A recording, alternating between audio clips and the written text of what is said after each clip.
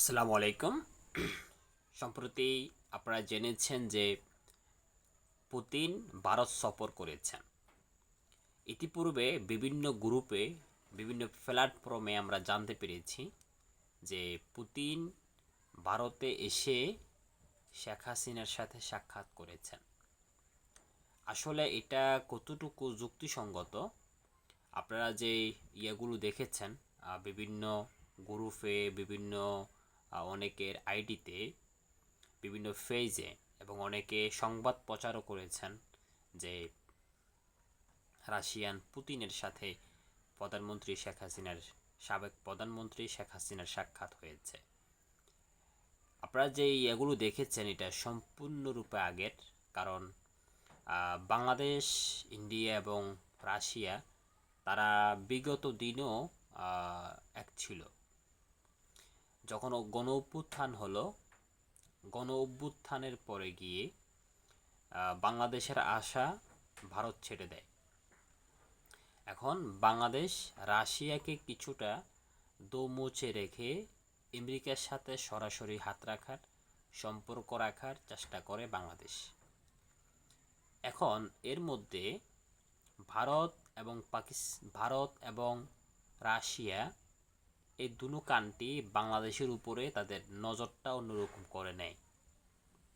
আর বাংলাদেশও তাদের দিকে নজর না দিয়ে সরাসরি আমেরিকা, ইউরোপ কান্ট্রির দিকেই নজর দেয়। তো এখন কথা হচ্ছে যে সত্যি কি আমাদের প্রধানমন্ত্রী, যিনি বাংলাদেশের আগে প্রধানমন্ত্রী ছিলেন, তিনি কি সত্যি পুতিনের সাথে সাক্ষাৎ করেছেন? আসলে বিষয়টা হচ্ছে যে সাক্ষাৎ করেছেন ঠিক, তবে এটা এখন নয়, কারণ এই সাক্ষাৎটি হয়েছে আরও কয়েক বছর আগে। কাজেই পুতিন কখনো ভারত পুতিন কখনো শেখ হাসিনাকে তাদের রাশিয়ায় জায়গা দিবে না। এবং বাংলাদেশ যখন হাসিনার মৃত্যুদণ্ডের পরে, আপনারা জানেন যে বাংলাদেশ পররাষ্ট্রমন্ত্রী সেখানে পররাষ্ট্র মন্ত্রণালয়ে চিঠি পাঠিয়েছে যাতে করে তারা হাসিনাকে বাংলাদেশে ফেরত দেয়। এটা আপনারা অনেকে জানেন।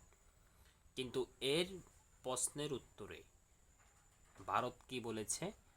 ভারত বলেছে যে হাসিনা যতদিন খুশি ততদিন সে ভারত থাকবে, কারণ ভারত সরকার ওনার থাকা বা না থাকার বিরুদ্ধে কোনো প্রকার অবস্থান নেবেন না। এর মানে বোঝা গেল ভারত কখনো হাসিনাকে বাংলাদেশে দিবে না। এটাই তাদের কথার জবাব।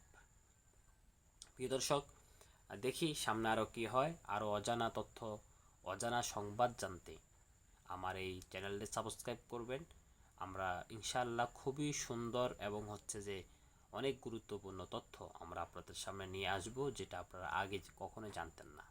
সো ভালো থাকবেন, সুস্থ থাকবেন। আসসালামু আলাইকুম।